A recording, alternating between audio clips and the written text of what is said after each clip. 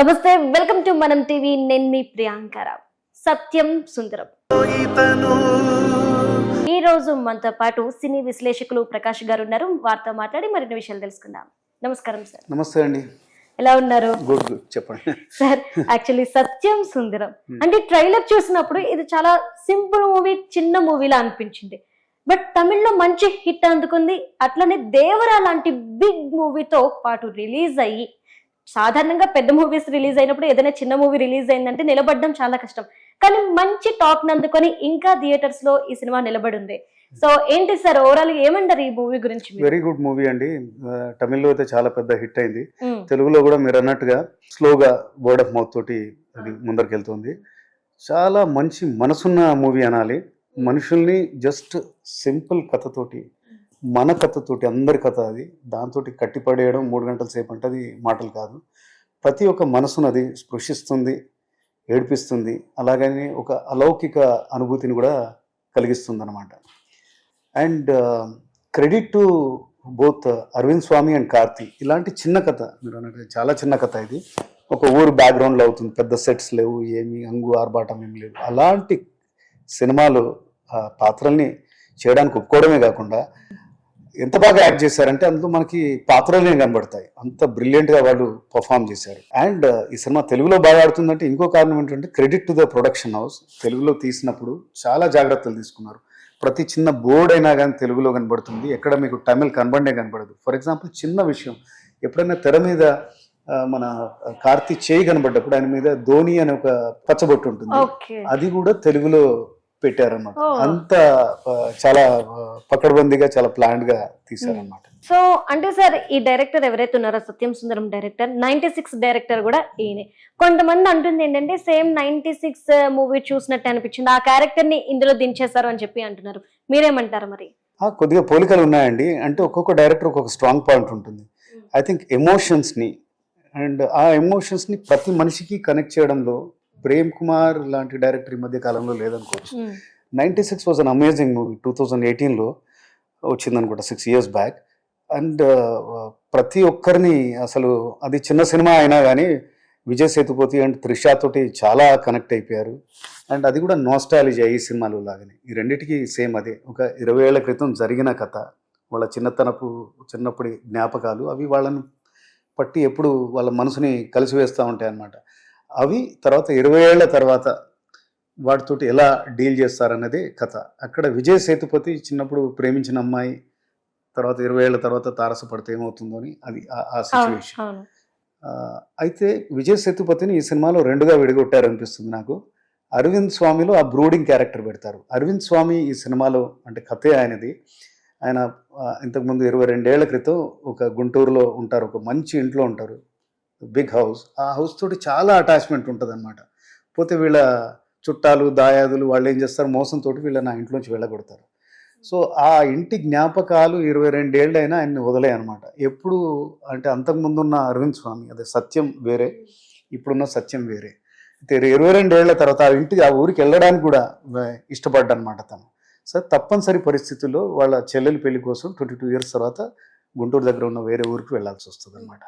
So వెళ్ళినప్పుడు ఆయన మదన పడడం, లేకపోతే ఆ ఫీలింగ్స్ అని కూడా బాగా క్యాప్చర్ చేశారు. అక్కడ కార్తీ క్యారెక్టర్ ఇంట్రడ్యూస్ అవుతుంది. ఈయన ఎవరో తెలియదు, బావా అని ఈయన వెంటబడతాడు. సో ఇనిషియల్గా ఈయన ఏమనుకుంటాడంటే, ఎవడో అంటే కొంతమంది ఉంటారు కదా ఊళ్ళల్లో, అంటే ఊరికి సిటీ నుంచి రాగానే పడిపోయి చాలా వీడు జిడ్డుగాడు, అసలు అత్యుత్సాహం, అసలు వదలట్లేదు, నస క్యారెక్టర్, ఈ టైప్ లో ఉంటాడు. కానీ ఈ సినిమా అంతా కూడా ఒక నైట్ లో ఏం జరిగింది అనేది కథ అనమాట. ఇది ప్రొసీడ్ అయినా కొద్దీ క్రమక్రమంగా ఈ క్యారెక్టర్ ఏంటి అనేది ఇతనికి అర్థం కావడం మొదలవుతుంది. కార్తీ అనే క్యారెక్టర్ ఒక స్మాల్ విలేజ్ లో ఉంటాడు, కానీ అంత చాలా సంతోషంగా ఉంటాడు, అందరికి హెల్ప్ చేసే నేచర్. ఆయన వైఫ్ కూడా చాలా జోవియల్ గా ఉంటుంది. ఈయన మంచితనంతో ఈయన కళ్ళు తెరిపిస్తాడనమాట. తను ఏం కోల్పోతున్నాడు ఏందనేది, అంటే ఓవర్ పీరియడ్ ఆఫ్ టైం ఈయన ఎప్పుడైతే రికగ్నైజ్ చేసుకుంటాడో అతను, అరే నేను ఇలా ఉన్నానేంది అనేది, that is a very strong point. ఒక మనిషిని మార్చాలంటే మనం ఉపదేశమో లేకపోతే ఏదో సర్మనో ఏదో ఇవ్వక్కర్లేదు, క్లాస్ పీకక్కర్లేదు. అవతల వాళ్ళ ప్రవర్తనతో, ఒకరి మంచితనంతో ఇంకొకరి మంచితనాన్ని లేపడం, నిద్ర లేపడమే ఈ సినిమా అనమాట. సో అసలు హ్యుమానిటీ ఏంటి అంటే ఎలా అందరూ హ్యాపీగా ఉండొచ్చు, కొన్ని థింగ్స్ని ఎలా వదిలేసి మనం ముందరికి వెళ్ళాలనేది ఈ పిక్చర్ అనమాట. And Prem Kumar strong points ఉంటాయి కొన్ని, చాలా గట్టి 2-3 ఎమోషనల్ సీన్స్ ఉంటాయి. ఇందులో కూడా కపుల్ ఆఫ్ సీన్స్ ఉన్నాయి. ఫర్ ఎగ్జాంపుల్ ఆ ఇల్లు వదిలి వెళ్ళిపోయేటప్పుడు బయట నుంచి కెమెరా పెట్టరనమాట, ఇంటి లోపల కెమెరా పెట్టి డోర్స్ మూసేస్తారు. అంటే నా ప్రపంచం ఇక్కడికి, అంటే ఒక ప్రపంచం, ఒక అధ్యాయం ఇక్కడ తోటి ముగిసింది అనే దానికి బాగా, అంటే దాంతోపాటు బ్యాక్గ్రౌండ్ స్కోర్ అది బ్రహ్మాండంగా ఉంటుంది. ఇంకొకటి రిసెప్షన్లో వాళ్ళ సిస్టర్కి గిఫ్ట్స్ తెస్తాడనమాట. ఆమె ఒక్కొక్కటి ఓపెన్ చేసి ఇవ్వడం కూడా అసలు అందరికీ కంటతడి పెట్టిస్తుంది. అమేజింగ్ సీన్ అనమాట. అది రాయడం, అది ఒక 5 minutes దాన్ని తీయడం కూడా అది పెద్ద సాహసం. అది అంటే ఆ conviction of the director, artist, ఆ బ్యాక్గ్రౌండ్ స్కోర్, అంటే ఒక నమ్మకం ప్రేక్షకుడు ఇది తప్పకుండా చూస్తాడని. అది నరేషన్ అప్పుడు చాలా కష్టం ఉంటుంది. తర్వాత ఒక సైకిల్ మీద ఒక 10-15 నిమిషాలు చూపిస్తారు. మనందరికి కూడా ఇదే ప్రేమ్ కుమార్లో గొప్పతనం ఏంటంటే అందరికీ కనెక్ట్ అయ్యే పాయింట్స్ ఉంటాయి. మన అందరి జీవితాల్లో కూడా ఇది ఉండొచ్చు. ఒకరికి సైకిల్ తోటి, ఒక స్కూటర్ తోటి, ఏదో పాత దాంతో ఆ అనుబంధం ఉంటుంది. ఏదో చిన్న వస్తువులు మనం ఇప్పటికీ ఏదో దాచుకోవచ్చు.